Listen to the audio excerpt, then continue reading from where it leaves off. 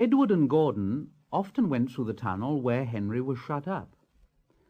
Edward would say, "Hello," and Gordon would say, "Serves you right." Poor Henry had no steam to answer. His fire had gone out. Soot and dirt from the tunnel roof had spoiled his lovely green paint and red stripes. He was cold and unhappy, and wanted to come out and pull trains too. Gordon always pulled the express. He was proud of being the only engine strong enough to do it.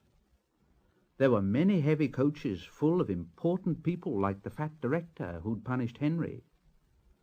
Gordon was seeing how fast he could go. Faster, faster, faster, faster. Faster, faster, faster, faster. Faster, faster, faster, faster. And the coaches went.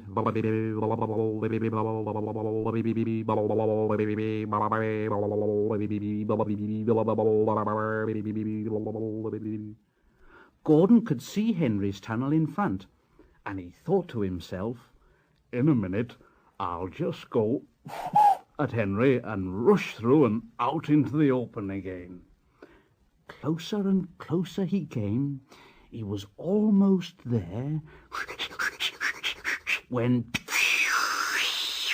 "Oh, dear! Oh, what's happened? Oh."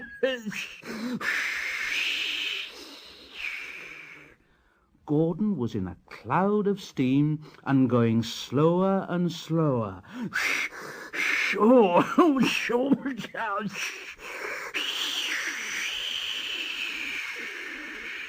His driver stopped the train. "Oh, what has happened to me? Oh, I feel so weak." And the driver said, "You've burst your safety valve. You can't pull the train any more." "Oh, dear. And we were going so nicely, too. Look at Henry laughing at me." Gordon made a face at Henry and blew smoke at him. "Stop it."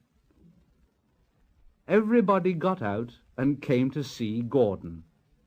The fat director said, Yes, I never liked these big engines. Always going wrong. Send for another engine at once."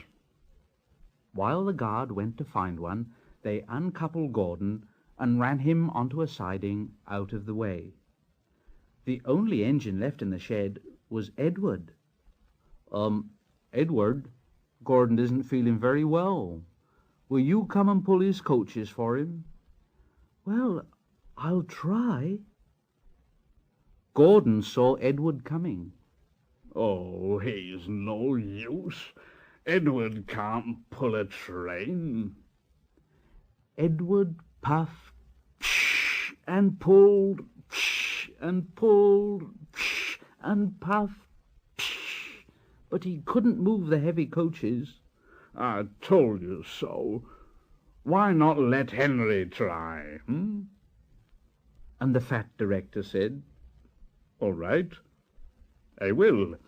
Henry, will you help pull this train?" And Henry was delighted. "Oh, yes, certainly. Only too pleased." So Gordon's driver and fireman lit his fire, some plate layers broke down the wall and put back the rails, and when he had steam up, Henry puffed out. He was dirty. His boiler was black, and he was covered with cobwebs. Oh, I'm so stiff. I'm so stiff. "You'd better have a run and ease your joints and find a turntable." Henry came back feeling much better, and they put him in front. Edward said, "I'm ready." "So am I." "Pull hard, pull hard." "We'll do it. We'll do it. "Pull hard." We'll do it."